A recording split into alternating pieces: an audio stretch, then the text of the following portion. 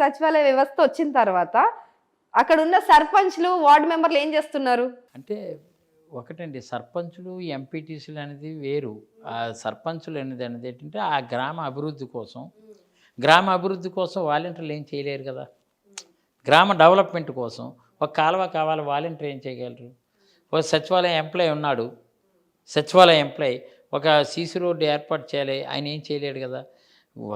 అంటే ఇది డీసెంట్రలైజేషన్, వికేంద్రీకరణలో భాగంగా పంచాయతీరాజ్ చట్టం ప్రకారం 74 యాక్ట్ ప్రకారం 73-74 యాక్ట్ ప్రకారం అక్కడ ఉన్నటువంటి గ్రామ వ్యవస్థ బాగుపడితేనే అక్కడ ఉన్న గ్రామ అభివృద్ధి కోసం కానీ, ప్రజా సంక్షేమం కోసం కానీ, ప్రభుత్వం ద్వారా రావాల్సిన నిధులు కానీ, మండల పరిషత్ నుంచి రావాల్సిన నిధులు కానీ, నిధులు రప్పించి ప్రజా అవసరాల కోసం ఉపయోగించి అక్కడ ఉన్నటువంటి హౌస్ ట్యాక్స్ ఉంది, హౌస్ ట్యాక్స్ వెళ్ళి వాలంటీర్ కలెక్ట్ చేయరు కదా.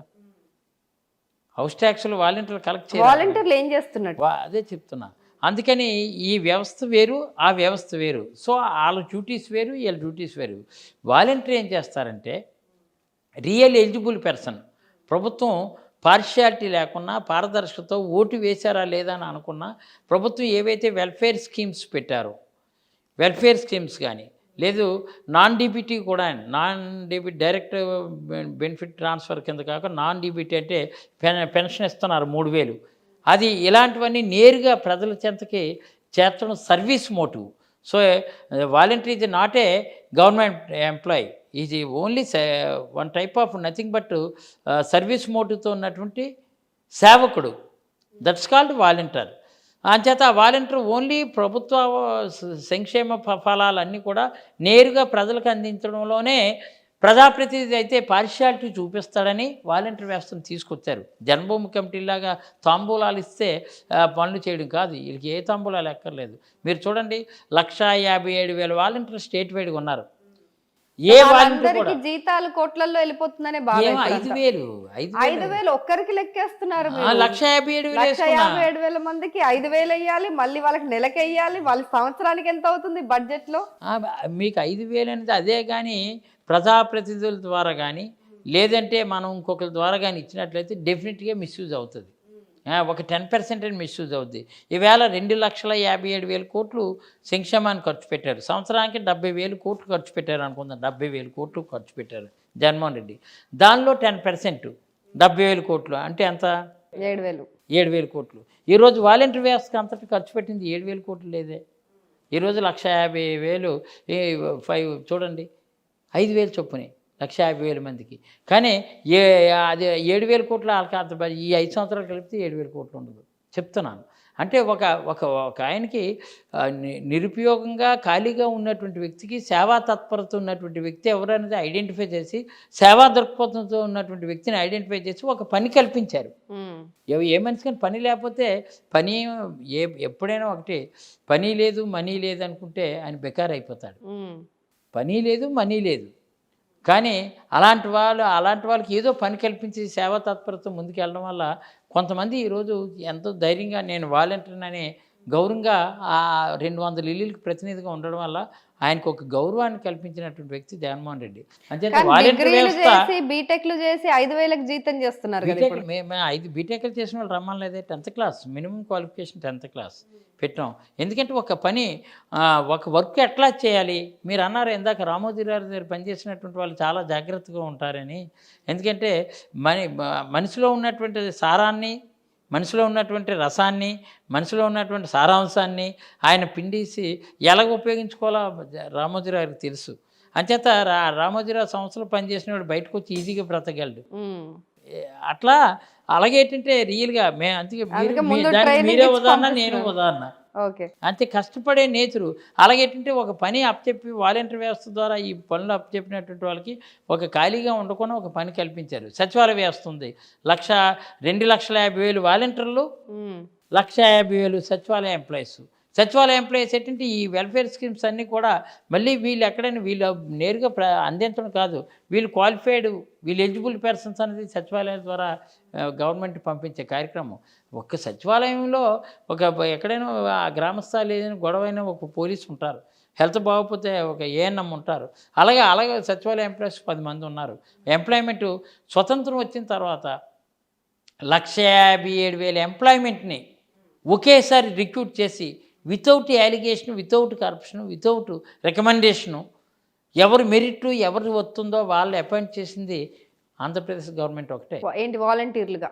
సచివాలయ ఎంప్లాయీస్. వాలంటీర్లు అనేది 2,50,000 మందిని అపాయింట్ చేస్తాం. టోటల్గా 4 lakhs స్టూడెంట్స్కి, 4 lakhs యూత్కి ఉపాధి, ఉద్యోగం ఏదో రూపంలో 2 రూపాయల్లో అవకాశం కల్పించారు జగన్మోహన్ రెడ్డి. ఆ వ్యవస్థ వల్ల ఇప్పుడు అది వాలంటీర్ వ్యవస్థ మంచిది కాదు అనేది. అంటే మంచిదే, అది వైఎస్ఆర్సీపీ పార్టీకి మంచిది కాదు మీరు ఈవెన్ టీడీపీ వాళ్ళు అడగండి, వాలంటీర్లను మాత్రం కామెంట్ చేయలేదు. వాళ్ళు కమెంట్ చేస్తున్నారు, అవసరం లేదు సర్పంచ్లను వార్డు మెంబర్లను వాడుకోకుండా వీళ్ళు ఎందుకు అని అంటున్నారు. ఇంకోటి వాలంటీర్ వ్యవస్థ పైన ఈ దొంగ ఓట్ల వ్యవహారం పైన పెద్ద ఆరోపణే ఉంది. సో వీళ్ళు వచ్చి మీ అందరికీ అంటే ఎమ్మెల్యేలకి, ఎంపీలకి, వైఎస్ఆర్సీపీ ప్రభుత్వం మొత్తానికి వీళ్ళు డేటా కలెక్ట్ చేసి ఎవరు ఏ పార్టీ, వారి నెంబర్ ఏంటి, వారు ఏ కులము ఏంటి అనే డీటెయిల్స్ మీకు పంపిస్తున్నారని చెప్పి మీరు తద్వారా మీరు కాల్ సెంటర్లు ఏర్పాటు చేసుకొని వాళ్ళని ఒకసారి మళ్ళీ రీవెరిఫై చేసుకుంటున్నారని చెప్పి ఒక ఆరోపణ కాదు, అది ఆల్మోస్ట్ నిజమే. సో అది నడుస్తోంది, దానిపైన మీరేం చెప్తారు? డేటా కలెక్షన్ చేయడం కాదండి, ఆ కుటుంబంలో ఎంతమంది సభ్యులు ఉన్నారు, అర్హత ఉన్నటువంటి వ్యక్తులు ఎంతమంది, వాళ్ళు ఏ పార్టీ అనేది ఏ పార్టీ అని చూడలేదు మేము. రాజకీయ ఆ పార్టీ ఈ పార్టీ అని చూడలేదు. వాళ్ళు ఎలిజిబిలిటీ ఉందా లేదా అంతవరకే డేటా కలెక్షన్. లేదు, ఖచ్చితంగా ఉంది అది. అంటే ఏ పార్టీ అనేది డేటా కలెక్ట్ చేశారు అంటే ఏంటి, ఇప్పుడు ఒక ఇంటితో ప్రతిరోజు ప్రతి నెలలో 10 సార్లు ఆ ఇంటికి వెళ్ళినప్పుడు ఆయన వ్యక్తిత్వం ఏంటో, ఆయన మనస్తత్వం ఏంటో, ఆయన పట్టుత్వం ఏంటో, ఆయన ఆ పేరు ఏ పార్టీయో ఆటోమేటిక్గా తెలిసిపోతుంది. మీ పార్టీ వాళ్ళకి పథకాలు ఇవ్వడానికి కానీ కాదు అలానే ఏ పార్టీ అని మా పార్టీ అని చూడకుండానే రాజకీయాలకు అతీతంగా ఇచ్చాం. కాకపోతే ఇందులో ఒకటి తెలుసుకోవాల్సింది ఏంటంటే, ప్రతిపక్షాలు మరి అలా చెప్పకపోతే మమ్మల్ని ఎప్రిషియేట్ చేయరు కదా. ఓన్లీ క్రిటిసైజ్ చేస్తారు తప్ప ఎప్రిషియేట్ చేయరు కదా. వాళ్ళని క్రిటిసైజ్ చేయకపోతే వాళ్ళకి మనుగడ ఉండదని ఉద్దేశంతో అలా చెప్తారు. కానీ బట్ వాలంటీర్ని దేనికి ఉపయోగించుకోవాలో, ఎలిజిబిలిటీ ఉందా లేదా, ఐడెంటిఫికేషన్లో వాళ్ళు ఏంటంటే ప్యూర్లీ వాళ్ళు ఈ అర్హతకి కొలమానంగా ఈ ప్రభుత్వం వాళ్ళకి రాజకీయాలు చూడకుండా అందరికీ ఇచ్చాం. వీళ్ళు ఫలానా తెలుగుదేశం పార్టీ వీళ్ళకి ఇవ్వకూడదని లేదే. జన్మభూమి కమిటీలు చేసేవారు, అలాగా మేము చేయలేదే. అలా చేయలేదు కాబట్టి ఇంత ప్రజాదారణ ఫస్ట్లోనే చెప్పాను. జనరంజకమైనటువంటి జనాధారణతో కూడుకున్నటువంటి పరిపాలన, నిబద్ధతతో, నిక్కచ్చితో, నిస్వార్థంతో, పారదర్శకతో అందిస్తున్నటువంటి పరిపాలన జగన్మోహన్ రెడ్డిది. కాబట్టే తమిళనాడు ముఖ్యమంత్రి స్టాలిన్ కానీ, ఈవెన్ రేవంత్ రెడ్డి కానీ వీళ్ళందరూ కూడా ఒక గ్రూప్ ఆఫ్ పీపుల్ని పంపించి అధ్యయనం చేస్తున్నారు. How to implement this programs ఎట్లా అవుతున్నాయి ఏంటి అని. అందుకనే అది మీకు చాలా వ్యవస్థలో చాలా మార్పులు వచ్చాయి కదా. అవును, అసలు ఏ ముఖ్యమంత్రి అయినా ఏదైనా కార్యక్రమం ప్రారంభించాలంటే ఆ గ్రామానికో లేకపోతే ఆ చోటుకి వెళ్ళి ప్రారంభిస్తారు. మీ ముఖ్యమంత్రి మాత్రం ఖచ్చితంగా బటన్ నొక్కి అంత పెద్ద మార్పు వ్యవస్థలో. అవును, మరి ఆర్భాటాలు హంగులు మాకు అక్కర్లేదు. ఆర్భాటాలు కానీ, హంగులు కానీ, రంగులు కానీ మాకు వద్దు. అర్హత కొలమానంగా, అర్హత అభిమానంగా మేము పంపిస్తాం. అందుకనే బటన్ నొక్కే అందిస్తూ ఎక్కడొక్కడ లాంచింగ్ చేస్తున్నాం. ఎందుకంటే ఆర్భాటాల వాటికి వెళ్ళం.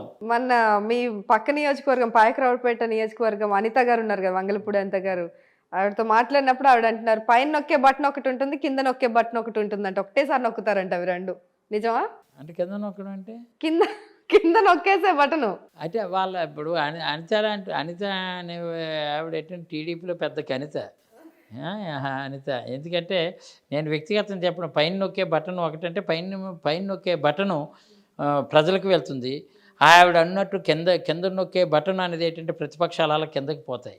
ఎందుకంటే ప్రజలకి ప్రత్యక్షం మరి వాళ్ళకి కనిపిస్తుంది. అది కింద బటన్ అయితే మాకు తెలియదు, ఆవిడకే తెలిసింది. కాబట్టి కింద బటన్ నొక్కుతున్నారంటే ఈ ప్రతిపక్షాలు వెనకపోవడానికే నొక్కుతున్నట్లు లెక్క. అంటే ఈ పై బటన్ నొక్కగానే వాళ్ళు భయభ్రాంతికి గురైపోతున్నారు.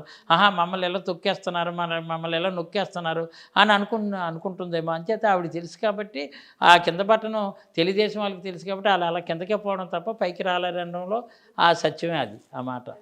సో ఏంటి మరి రాజధాని పరిస్థితి ఏంటి? మీ రాజధాని ఏంటి? ఏపీ రాజధాని ఏంటి చెప్పండి. ఏపీ రాజధాని ఎట్టి పరిస్థితుల్లో గౌరవ ముఖ్యమంత్రి జగన్మోహన్ రెడ్డి గారి అధికారంలోకి వచ్చిన ఎగ్జిక్యూటివ్ క్యాపిటల్ రాజధాని, ఎగ్జిక్యూటివ్ క్యాపిటల్ అనేది విశాఖపట్నం రావడం ఖాయం. అలాగే అక్కడ ఉన్నటువంటి లెజిస్లేటివ్ క్యాపిటల్ అనేది అమరావతి ఉండడం ఖాయం. జ్యుడిషియల్ క్యాపిటల్ అనేది కర్నూలు ఉండడం ఖాయం.